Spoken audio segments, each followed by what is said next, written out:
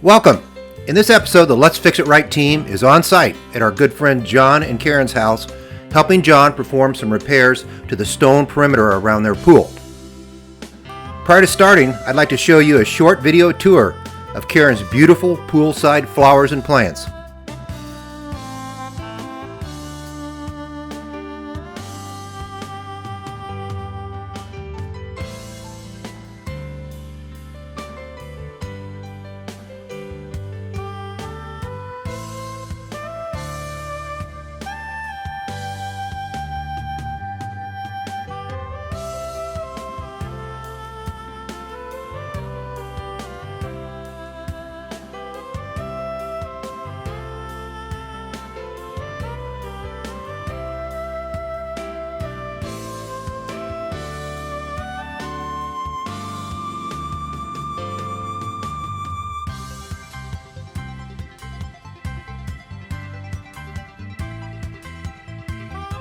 As you can understand, it's very important for John to keep their pool area and stonework maintained to the same standard that Karen maintains for her landscaping.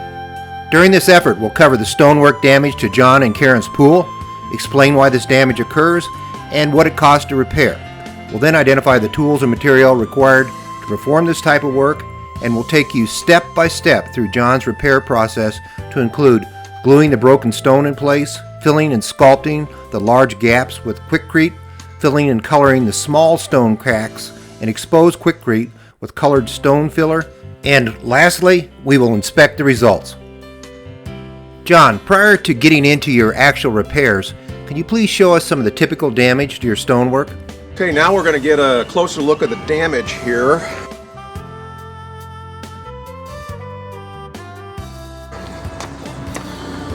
The funny thing about luter rock is that it does not, when it breaks, it's not a clean break, it shatters. And you've got pieces all over the place. And basically what you have is a three-dimensional jigsaw puzzle to deal with. Now as you can see here, some of these pieces are really small, so you really can't use them. I don't know if anybody knows how to put together three-dimensional jigsaws, but unless you're a national champion, you're not going to be able to piece this together exactly. So we're going to take some of these out, and that's okay if there's a gap, because we'll talk about that a little bit later. Can you tell us why you have to perform these stone repairs every year? Well, in Missouri, pools are closed for 7 months, winter months, and open for 5.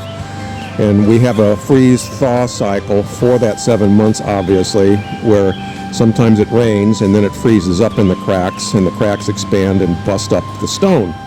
So that's why we have to, every year when we pull the winter covering off of the pool, we have some broken and shattered stone that we do have to repair. How many repairs do you normally perform? It's 1 or 2 repairs. This year we had 2 repairs, and one of them is what the subject of this video is. And then some years we don't have any repair. Why is this rock susceptible to cracking? Well, this rock is called Luter's rock, L-O-U-T-R-E-S. It's native of mainly Arkansas, Oklahoma, and Texas, so it's a further south latitude. Probably around 2014-15 is when we started noticing the first cracks in the rocks.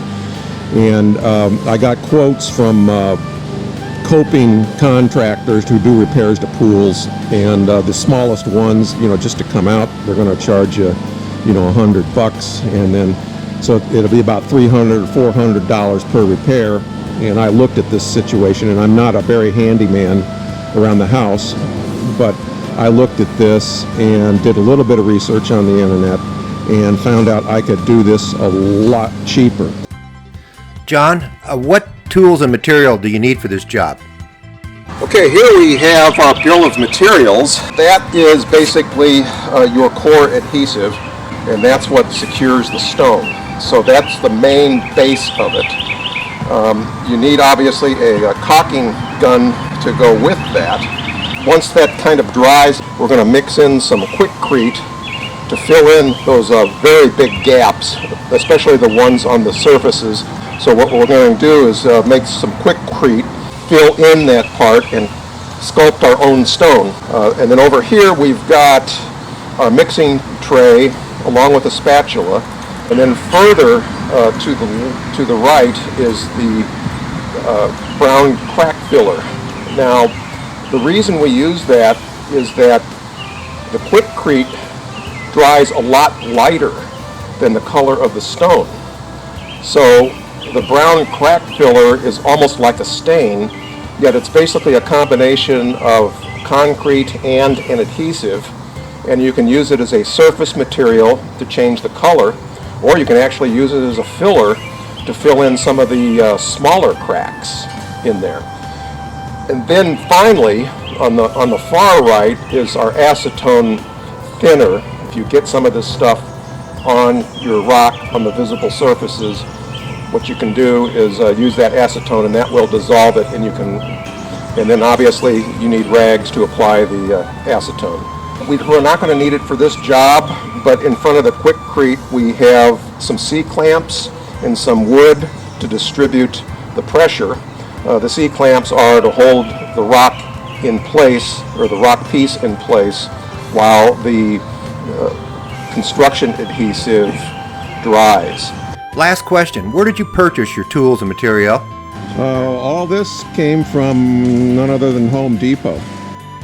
What is your approach for gluing the broken stone in place? But essentially, we're going to apply the construction cement in here toward the middle. You don't want the construction cement, and then we're going to smash it in a little bit and work it. And then we want to be sure we don't get it too close to the edges, because then it'll squeeze through to where the visible stone is. And keep all this centered. All the glue gets applied in the middle because it's going to squish out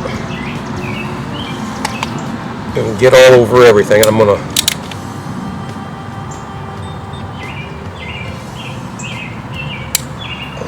do that.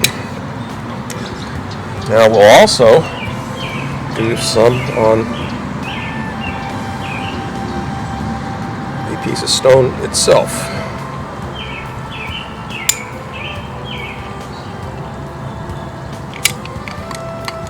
And making sure to keep this off your hands, we shall put this in place. Probably want to put some on the end here.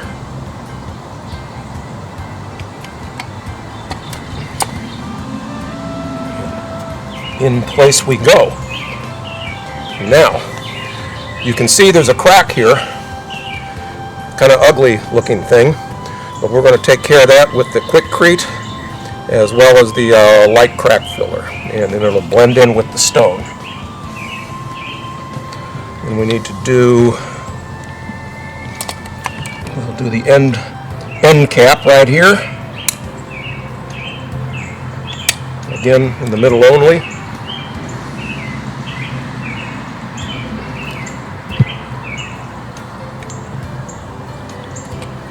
And we'll work this in.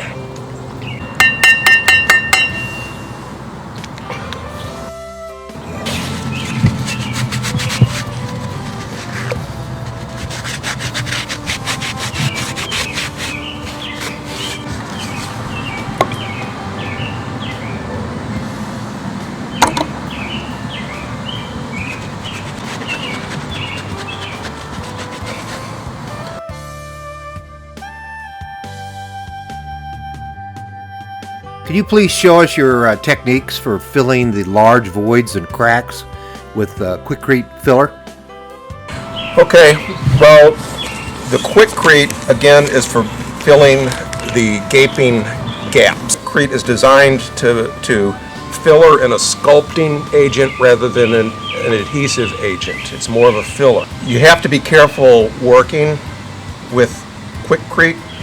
Number one, you use very little water, and we forgot to mention in our first bill of materials that water is important in mixing any concrete or Quikrete.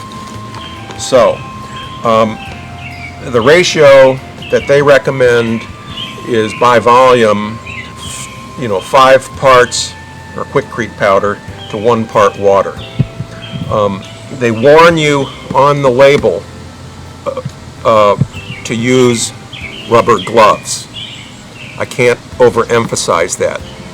It's important to use rubber gloves in most cases. In this case, we spend so little time exposed to it that we don't need rubber gloves, and we really can't use rubber gloves because when you're doing the filling under here, you've got to get a feel for what everything, to how it's filling in and how it and in the small cracks, and then how it's filling out to when you get to the point where you're sculpting it.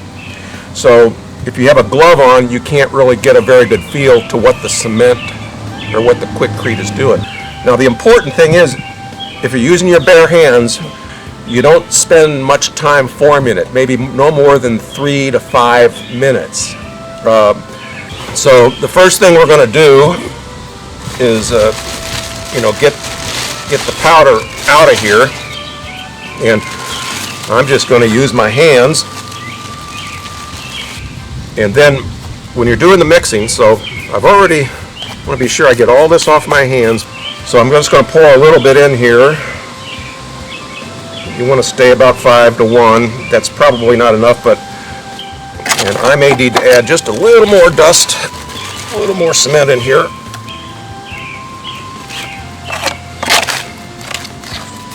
I think I can work with that. And now I'm going to start filling it in. I found a hole over here, so the first thing I'm going to do, I can't even see, but I'm going to just stuff that hole.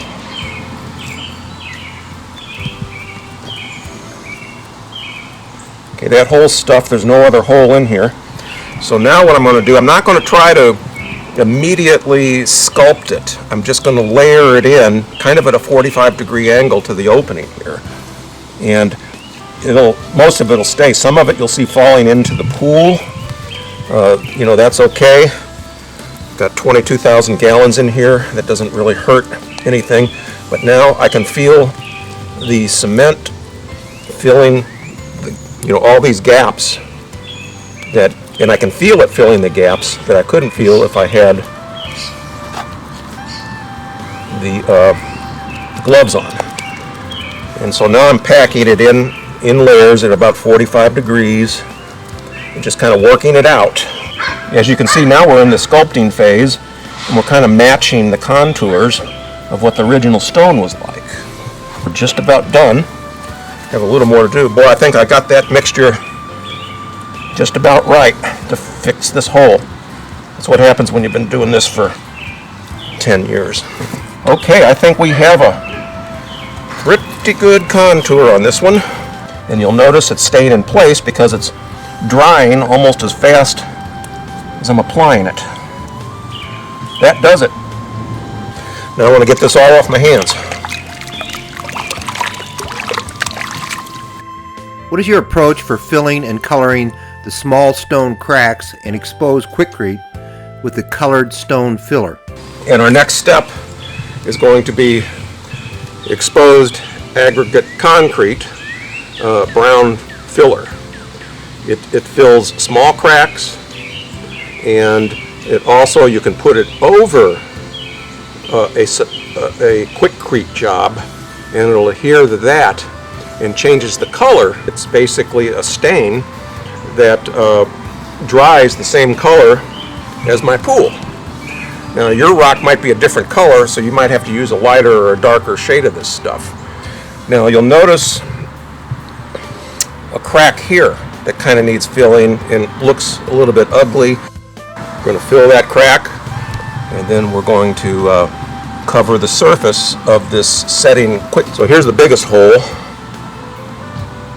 Fill that up and go along here. And this stuff isn't quite as bad as far as staining, and even if you get some on there, it's going to blend in pretty well with the rock.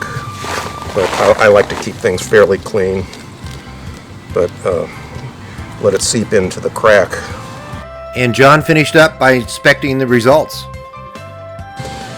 Now, when you put the Eagle construction adhesive pigment on top of your Quikrete in your work, it does not look the same color just yet. It takes about 24 to 48 hours for the color to blend properly.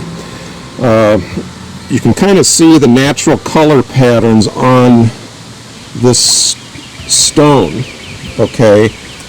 And here is the repair that I just did, another repair that we weren't filming.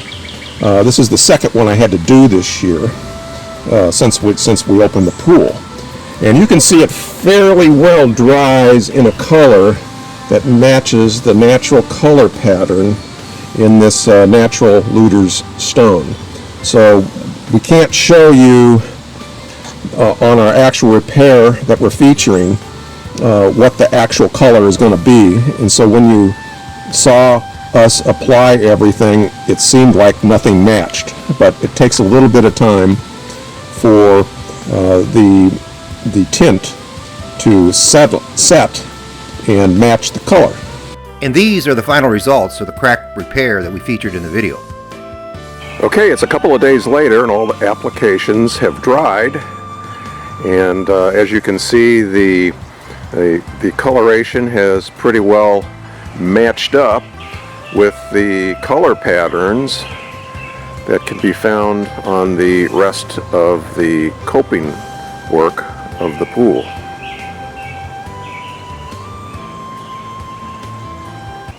This concludes this episode, showing how to make professional stone repairs to your swimming pool. At this time, I'm moving on to my next project. You're more than welcome to follow. In addition, if you have a great project that you want to post on my YouTube channel, email me some pictures and a brief description of it. If it qualifies for the Let's Fix It Right standards to help others, I'll interview you over the phone as a guest do-it-yourselfer, produce a high-quality video, and post it on my Let's Fix It Right channel. For the year following this posting, I'll share 50% of the potential YouTube benefits with you. If you have any subject matter requests or recommendations, please contact me. All of this said, I recommend that you subscribe to my channel, follow my projects, and save a bundle of money doing it.